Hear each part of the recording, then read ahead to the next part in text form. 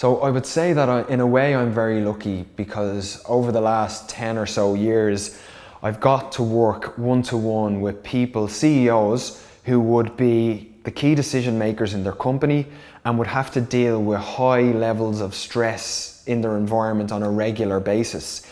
And as a result of that, I've got to see what their attitude towards stress is, and it really got me thinking.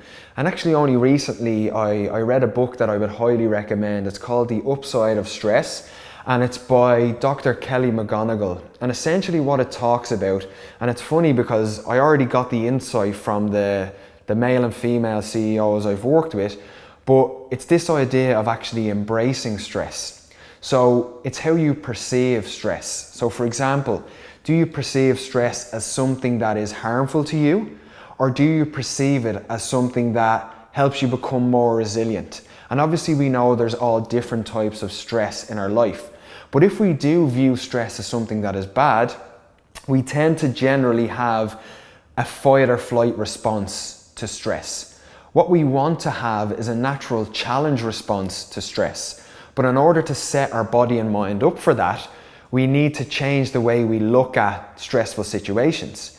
And an easy example would be for you to think about any time in your life where you achieved something. So whether it was you went off and you got a degree, or you went and you did a marathon, I'd ask you, was that a stressful time for you as an individual?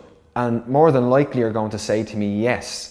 So there's numerous examples in the book where we look at how stress can actually help to enhance our performance. And you're looking at athletes, even people in a business setting.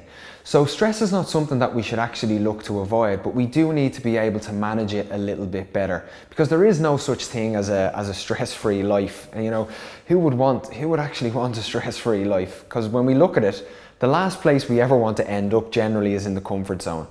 But outside the comfort zone, there is stressful situations. So in order for us to grow as an individual, we need to be able to deal with those stressful situations. So the first thing I want you to do is to start looking at stress with a growth mindset. So change your perception of stress. If you are somebody who views it as harmful, think of it as this thing that actually helps you become stronger and more resilient. Then you can also implement things around your exercise, your nutrition and your recovery to help with that. And I'm not going to say, give you some guidelines in terms of exercise, but what I'm going to say is maybe ensure that you don't exercise too much. And some people might be going, what do you mean exercise too much? If you're getting out every night running 1 hour, 2 hours, that's again going to increase the stress on your body. Your body's not going to recover the next day. Mentally and physically, you're going to be drained. So use exercise as something that's going to help you deal with stress better, not actually impact you negatively. And these are the best tips I can give you in order for you to actually embrace stress.